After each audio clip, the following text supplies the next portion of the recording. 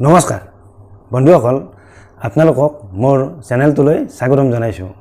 আজিৰ ভিডিঅ'টিত কথা পাতিম ঘৰৰ পৰা একেবাৰে সহজ আৰু ঘৰুৱা পদ্ধতিৰে নিগনি বা এন্দুৰ কিদৰে খেদি পঠিয়াব পাৰি সেই বিষয়ে আজি কথা পাতিম। আমাৰ ঘৰত যেতিয়া নিগনি বা এন্দুৰৰ উপদ্ৰৱ হয় তেতিয়া কেনে ধৰণৰ এক অশান্তিৰ সৃষ্টি হয় সেই কথা আমি সকলোৱে জানো। কিয়নো এই নিগনি বা এন্দুৰে আমাৰ ঘৰৰ প্ৰয়োজনীয় বিভিন্ন আচবাব যেনে সোফা, প্ৰয়োজনীয় কাগজ বা আমাৰ কাপোৰ কানিবোৰ কুটি একেবাৰে ক্ষতি কৰে। ইয়াৰ লগতে এই নিগনিবোৰ যলৈকৈ যায় তাত মলমূত্ৰ ত্যাগ কৰি ঠাইবোৰ একেবাৰে লেতেৰা আৰু দূষিত কৰি তোলে। এই লেতেৰা আৰু দূষিত ঠাইৰ পৰা মানুহৰ বিভিন্ন সংক্ৰমণ হোৱাৰ লগতে বিভিন্ন এলাৰ্জিজনিত ৰোগ হোৱাৰ সম্ভাৱনা থাকে।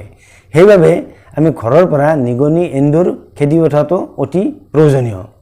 বজাৰত নিগনি আৰু এন্দুৰ মাৰা বিভিন্ন ধৰণৰ দৰৱ পোৱা যায় যদিও এই দৰৱবোৰ অতি বিষাক্ত হোৱাৰ বাবে আমাৰ মানুহৰে হওক বা পোহনীয়া জীৱ জন্তুৰে হওক নানা ক্ষতি হোৱাৰ সম্ভাৱনা থাকে। সেইবাবে আমি ঘৰতে উপলব্ধ কিছুমান সামগ্ৰী ব্যৱহাৰ কৰি একেবাৰে সহজ পদ্ধতিৰে আমি এই নিগনি বা এন্দুৰ সহজে ঘৰৰ পৰা খেদি পঠিয়াব পাৰোঁ। গতিকে বন্ধুসকল, আমি ঘৰুৱা সামগ্ৰীৰে একেবাৰে সহজ পদ্ধতিৰে এদিনতে আমি ঘৰৰ ভিতৰৰ পৰা কিদৰে নিগনি বা এন্দুৰ খেদি পঠিয়াব পাৰোঁ সেই বিষয়ে কেইটামান পদ্ধতিৰ বিষয়ে আলোচনা কৰোঁ আহক। 1 নম্বৰ পদ্ধতিৰ মতে আমি পদিনাৰ পাত ব্যৱহাৰ কৰি নিগনি বা এন্দুৰ অতি সহজতে খেদি পঠিয়াব পাৰোঁ। কিয়নো নিগনি বা এন্দুৰে পদিনাৰ পাতৰ গুণ একেবাৰে সহ্য কৰিব নোৱাৰে। সেইবাবে নিগনি বা এন্দুৰে ঘৰৰ ভিতৰত যিটো ৰাস্তাৰে অহা যোৱা কৰে, মন কৰিবলগীয়া কথাটো হৈছে নিগনি বা এন্দুৰে সদায় একেটা ৰাস্তাৰে অহা যোৱা কৰে আৰু সদায় বেৰৰ কাণেৰে অহা যোৱা কৰে। গতিকে নিগনি অহা যোৱা কৰা ৰাস্তাটোত কেইটামান পদিনাৰ পাত মোহাৰি ছটিয়াই থ'ব লাগে। তেতিয়া নিগনি বা এন্দুৰে এই পদিনাৰ পাতৰ গোন্ধ পাই পলাই পত্ৰং দিয়ে আৰু কোনোদিনে আৰু সেই ঠাইলৈ ঘূৰি নাহে। গতিকে আমি পদিনাৰ পাত ব্যৱহাৰ কৰি নিগনি বা এন্দুৰ অতি সহজে ঘৰৰ ভিতৰৰ পৰা খেদি পঠিয়াব পাৰোঁ। 2 নম্বৰ পদ্ধতিটো হৈছে জলকীয়াৰ গুড়ি ব্যৱহাৰ কৰিও আমি ঘৰৰ ভিতৰৰ পৰা নিগনি আৰু এন্দুৰ অতি সহজে খেদি পঠিয়াব পাৰোঁ। কিয়নো জলকীয়াৰ গুড়িৰ গোন্ধও নিগনি বা এন্দুৰে অলপো সহ্য কৰিব নোৱাৰে।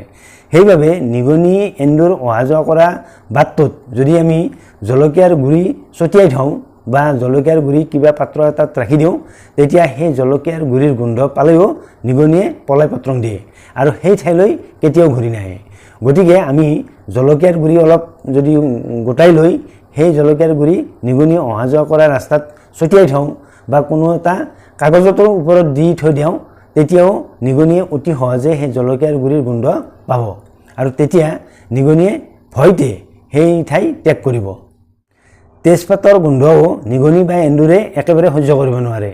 সেইবাবে আমি নিগনি অহা যোৱা কৰা ৰাস্তাত যদি তেজপাত কেইখিলামান হাতেৰে মোহাৰি পেলাই থওঁ, তেতিয়া নিগনিয়ে সেই তেজপাতৰ গোন্ধ পালেও পলাই পত্ৰং দিয়ে।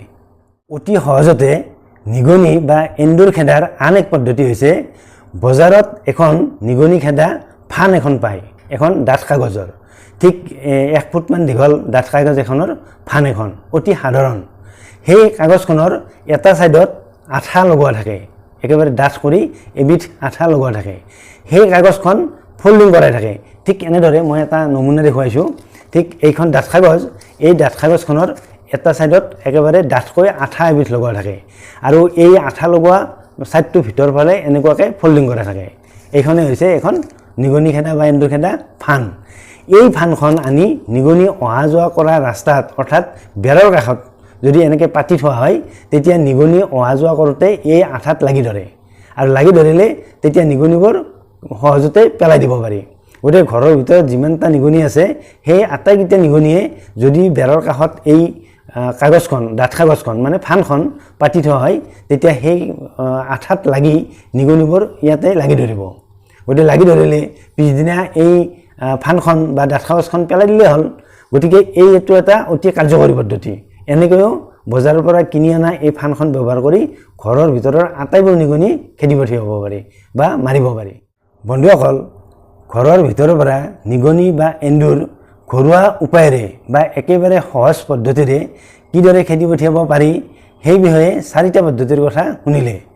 আপোনালোকে এই 4টা পদ্ধতিৰ এটা পদ্ধতি প্ৰয়োগ কৰিয়েই ঘৰৰ ভিতৰৰ পৰা নিগনি বা এন্দুৰ নিশ্চয়কৈ খেদি পঠিয়াব পাৰিব আৰু যদি খেদি পঠিয়াব পাৰে তেনেহ'লে মোক কমেণ্ট বক্সত কমেণ্ট কৰি জনাব লগতে আজিৰ ভিডিঅ'টো আপোনালোকে শ্বেয়াৰ কৰিবলৈ নাপাহৰিব উন্নত ভিডিঅ'ত আপোনালোকক লগ পোৱাৰ প্ৰতিশ্ৰুতিৰে আজিলৈ সামৰিছোঁ ধন্যবাদ